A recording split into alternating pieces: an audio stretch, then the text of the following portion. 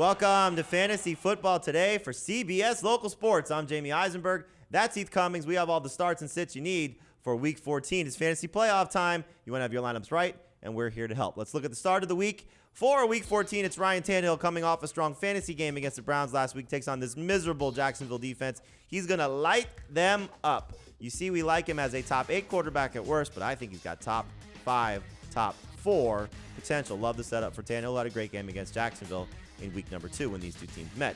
Justin Herbert, Tom Brady also starting options this week. And Brady, I know a lot of people concerned, hasn't had a great season so far, certainly lately, but he's playing during the day, taking on that Vikings defense. Should be awesome. Speaking of the Vikings, as we transition to the sit quarterbacks for you, Heath, you got Ben Roethlisberger, Baker Mayfield, and Kirk Cousins. Cousins has been awesome, but you're saying stay away this week. He has been awesome of late, but it's mostly been against absolutely terrible defenses. It's mostly been at home. He's not near as good on the road. This Tampa Bay defense is coming off their bye. I'm very worried about Cousins and the Vikings offense. He's averaging less than 13 fantasy points per game in 5 road starts this season. I'm totally with you. Sit Kirk Cousins this week on the road. Start running backs this week. You got this list: Clyde Edwards-Helaire, Ronald Jones, and J.D. McKissic. So we know what happened to Edwards-Helaire in Week 13. He didn't play.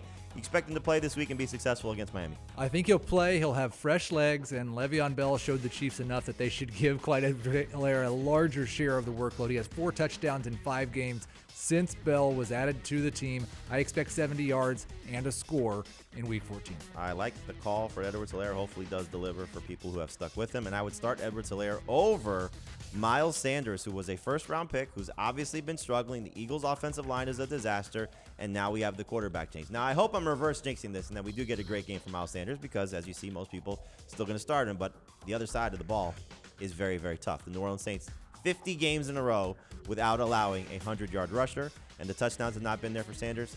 They lead the league in fewest touchdowns allowed to running backs this season. Sit Miles Sanders if you can.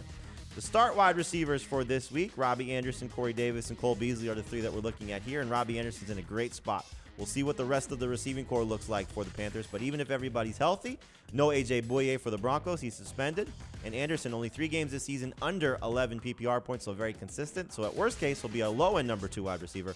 Best case could be a borderline number 1 guy if he gets an uptick in targets. The sit wide receivers for this week, Heath, you're going with Marquise Brown, Chase Claypool, and DJ Chark. And Claypool's been a very productive rookie in an offense that throws the ball a lot, but you don't like him this week against Buffalo. It kind of looks like maybe he's hit the rookie wall. He hasn't reached 60 yards in a game since Week 9, hasn't reached 70 since Week 6, and he only has 4 catches or fewer in 3 of his last 4 games. I would like to stay away from Chase Claypool. The Steelers might be staying away as well. We had prior to Week 13 where Ben Roethlisberger said, get James Washington more involved. He played more than Chase Claypool in that loss against the Washington football team. We'll see what happens to Claypool coming in to Week 14. I think it's a good call to sit him.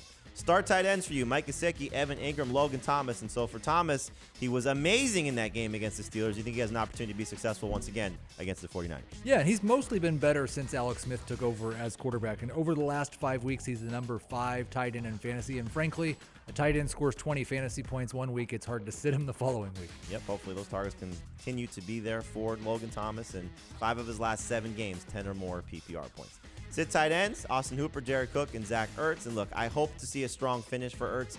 It's just incredibly difficult to trust him right now. Again, quarterback change with Jalen Hurts taking over for Carson Wentz. Tough matchup against the Saints. And Dallas Goedert, clearly the more preferred option for the Eagles tight end. So better days ahead for Zach Ertz. I just don't think you want to trust him in Week 14. All right, there's your quarterback, running back, wide receiver, and tight end starts and sits for the start of the fantasy playoffs.